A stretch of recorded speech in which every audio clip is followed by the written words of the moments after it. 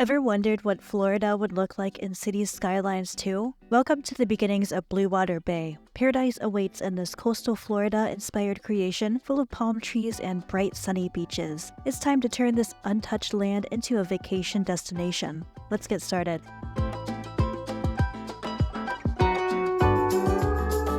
For this city, I am using the Old Florida custom map, which you can find on Paradox Mods.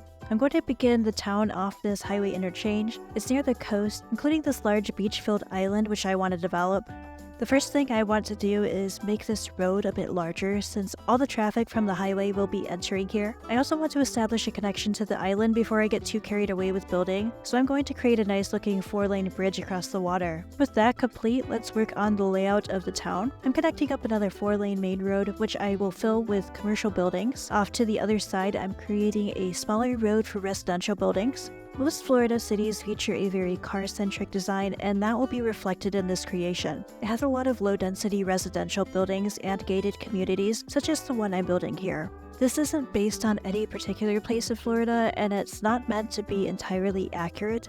I am, however, drawing some inspiration from places I have been when visiting family. Lots of these communities have ponds, so I am adding a small pond to this one. I'm using a mod to add water to it, and since this was my first time using this mod, I'm struggling with getting the water level right. I did end up fixing it after I flooded it though. With the general layout done, I'm going to place a small elementary school nearby and begin zoning. I'll of course be using the North American waterfront housing for this project. I had to resume this recording on another day and I've been pretty sick, so I apologize if my voice sounds different here. On the corner between the two main roads, I am creating a large shopping complex.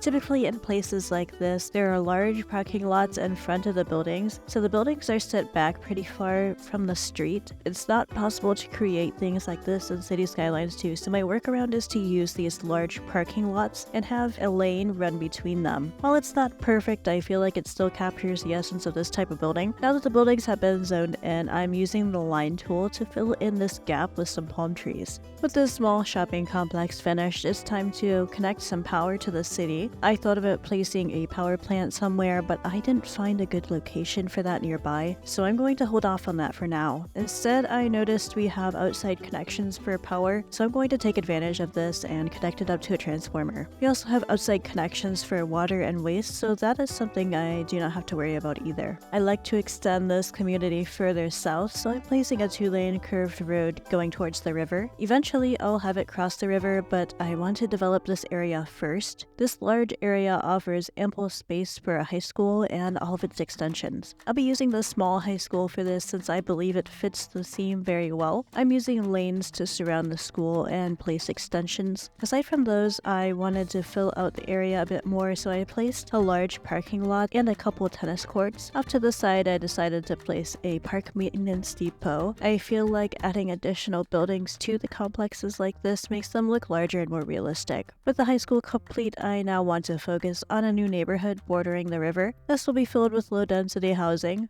Right next to the high school, I decided to try creating a medium-density apartment complex. There will be a few buildings sprinkled around a central parking lot. I also used this opportunity to place some covered parking lots, which are pretty common in these areas. Moving back to this main commercial road, I'm going to place a medical clinic and zone some more commercial buildings. At this point, I'm getting anxious to start seeing buildings in the city, so I'm finally going to unpause the game and allow things to start filling in. I gave it a couple minutes to fill in, and we still have a lot of empty residential zones. I'm assuming this is due to the lack of available jobs. We have no office demand, but there is plenty of commercial and industrial demand, so back behind the medical clinic and shopping center, I want to clear out an area to place some industrial buildings. I'm trying to eventually get my city self-sufficient on basic resources, so I'm going to place a wastewater treatment plant here. I also like the look of some of the signature industrial buildings, so I'm going to place this large factory next to the river. The rest of the area will be filled in with industrial buildings and parking. We're finally getting a bit of office demand, so I will zone a couple of those near this industrial complex. We're starting to get lots of houses being built, and it's looking very nice.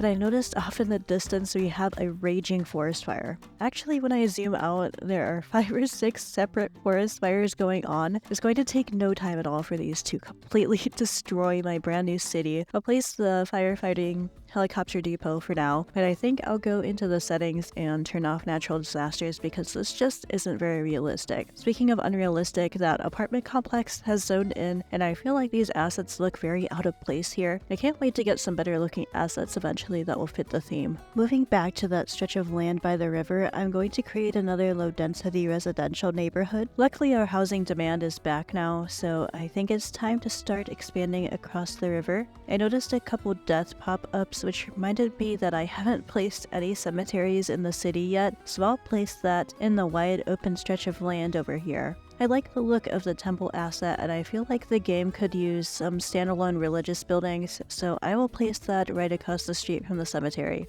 With our residential demand skyrocketing, let's place another community on this side of the river. This time I'm going to use roundabouts at some of the intersections. I'll extend these zones all the way down the river. Moving down closer to the water, I want to create a new style of neighborhood in which the houses all have water access. I noticed when looking at Google Maps that a lot of the land had seemingly been carved out in these little dips in order for all the houses to be bordering the water.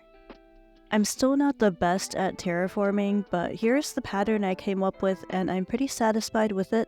I'll probably continue the pattern further down the land, but there's one thing I've been wanting to complete in this episode more than anything else, and that's developing the beaches on the nearby island. I placed that 4-lane road over here already, and I want to maintain some sort of larger road on the island, but I don't want it to go too close to the water. I'll instead place a 2-lane road which will run parallel to the beach. Before I zone some housing, I do want to set aside an area for a public beach. I'm putting lots of parking in this area, and connected to that, I'm going to create a nice little pedestrian path running along the beach. It is now March in the game, which means that the trees are starting to change color. I don't find this to be realistic for the climate in southern Florida, but I'm not sure how to change it. If you have any suggestions for how to fix this problem, please let me know in the comments. Now for my favorite part, doing some beach detailing. I'm not going all out on the beach details just yet, but I do want to place some basic detailing. For the waves, I'm using these decals from Sully, which you could find on Paradox Mods. I won't be doing the entire beach yet, only the parts which are getting developed. Now I'm going to place some palm trees and bushes along the path. I feel like I've definitely made some progress in my city design compared to when I began my Grantley series. It's not complete yet, but due to its size, I'm approaching the upper limit of my computer's capabilities. If you're interested in watching that series, I'll have it linked here in the video. I've got a lot of development done in this short little video. Most of it consisted of these low-density residential communities.